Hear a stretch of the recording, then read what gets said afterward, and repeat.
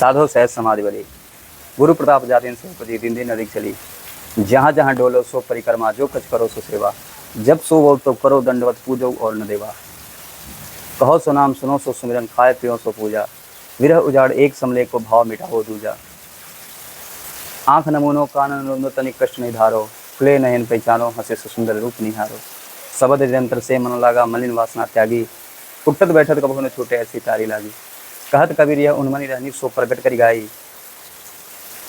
सुख दुख से कोई परे, परम पते पद रही समाधि। कबीरदास की जो सहज समाधि है सबसे सहज है। आप योग के किसी मार्ग का अनुसरण करते हैं, उसमें आपको तप की जरूरत पड़ती है, उसमें आपको उस साधना के लिए एक अच्छे साधन की जरूरत पड़ती है। लेकिन जो कबीरदास की सहज समाधि है वो बहुत ही सहज है, इतना सहज है कि हर कोई कर्म करते हुए इसे प्राप्त कर सकता है। कबीरदास जी कहते हैं कि साधु सहज समाधि बली, गुरु प्रताप जाति से, गुरु की कृपा से हमको सहज समाधि की प्राप्ति हुई है। जिस दिन से भी उपजी है वो दिन दिन अधिक समाई, मतलब दिन दिन उत्तरोत्तर बढ़ता गया। कहो सो नाम, सुनो सो सुमिरन, खाए पियो सो पूजा। अगर कबीरदास जी कुछ बोलते हैं तो वो भगवान की ही बात होती है, भगवान की सेवा हो जाती है अपनी वाणी से। और जो कुछ भी सुनते हैं वो भगवान का स्मरण हो जाता है। खाए पियो सो पूजा, जो खाते पीते हैं वो भगवान को ही अर्पित कर रहे हैं। इस शरीर में बैठा हुआ जो परमात्मा है उसको वो अर्पित कर रहे हैं। विरह उजाड़ एक समले को, भाव मिटाओ दूजा। वो घर पे रहें, जंगल में रहें, जहाँ पर भी रहें, हमेशा एक समान भाव होता है। तो ये समता उनके अंदर आ जाती है। किससे? सहज समाधि से, जो गुरु के प्रताप से उपजा हुआ है।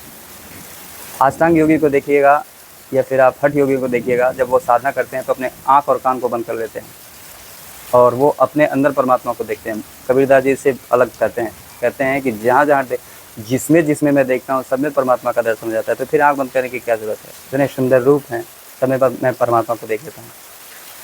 आँख नमूनो कान नूनो, तनिक कष्ट नहीं धारो। खुले नयन पहचानो, हंसे से सुंदर रूप निहारो। शब्द निरंतर से मन लागा, मलिन वासना त्यागी। एक शब्द, जो एक नाम है मेरे अंदर जो चल रहा है, उससे मेरी सारी वासनाएं समाप्त हो गई हैं। अब मैं पूरी तरह से इन वासनाओं से पृथक हो चुका हूँ। और आगे भी कहते हैं कि उन्मनी की अवस्था प्राप्त होती है। उन्मनी एक ऐसी अवस्था होती है जिसमें व्यक्ति नाद को सुनता है और वो नाद में ही डूब जाता है। आपको पता होगा कि ये जैसे पानी के अंदर मछली रहती है, तो पानी के अंदर मछली है, उसके अंदर भी पानी है और मछली के बाहर भी पानी है, हर तरफ पानी है। वैसे शब्द चारों तरफ हैं, हम सुन नहीं पाते हैं, हम एकाग्र नहीं हो पाते हैं।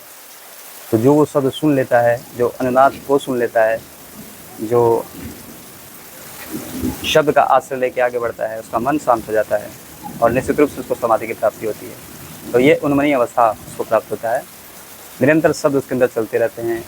साधक आँख बंद करता है तो ओमकार ध्वनि सुनाई देती है। ओमकार एक ऐसी ध्वनि है कि वो ईश्वर तक ले जाती है आत्मा को। ओमकार की ध्वनि प्रणोद धनुषर ही आत्मा, ब्रह्मत्व लक्ष्य मुचते, अप्रमत्तेन वेदव्यम सर्वतन्मयो भवेत्। एक कुशल तीरंदाज जो भी है, एक कुशल जो शिकारी होता है, आप देखे होंगे, अच्छा लक्ष्य भेदने वाला एक व्यक्ति है जिसने कितने सालों से साधना की हो, तो जिस प्रकार से अपने बाण को एक धनुष पर रखकर खींच के भेजता है और वास्तव में वो बाण जाके उसके लक्ष्य से जाके मिलती है, उसी तरह से ये जो प्रणव है, जो ओंकार है, वो आत्मा रूपी बाण को ब्रह्म रूपी लक्ष्य तक पहुंचाने में मदद करती है।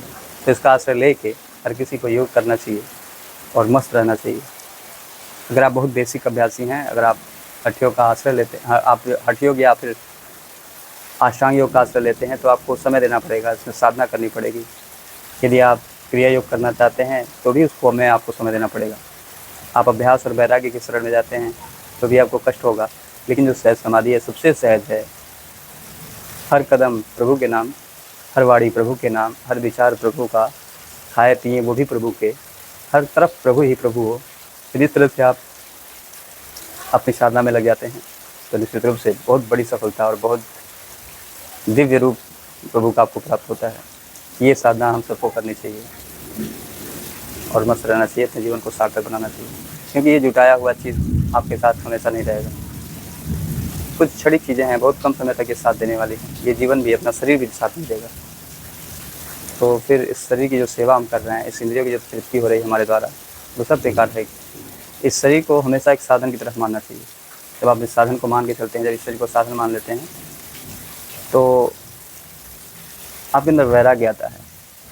आपके अंदर जो इच्छा है ना कि चीज़ों को जुटाएंगे, एक समय ऐसा आएगा कि हम इसका उपभोग करेंगे और सुख को भोगेंगे, जो कि सबसे बड़ी गलती होती है। सुख की तलाश में, सुख की इच्छा में लोग अपने जीवन को बर्बाद कर दे रहे हैं। इसमें रब ने नवाजा था हमें ज़िंदगी देकर और हम शोहरत मांगते रह गए। ज़िंदगी गुजार दी शोहरत के पीछे, फिर जीने की मोहलत मांगते रह गए।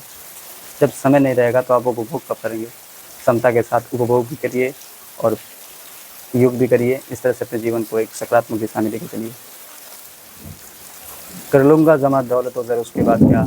ले लूँगा शानदार सागर, उसके बाद क्या? मैं की तलब जो होगी तो बन जाऊँगा मेरी, कर लूँगा मैं कदों का सफ़र, उसके बाद क्या?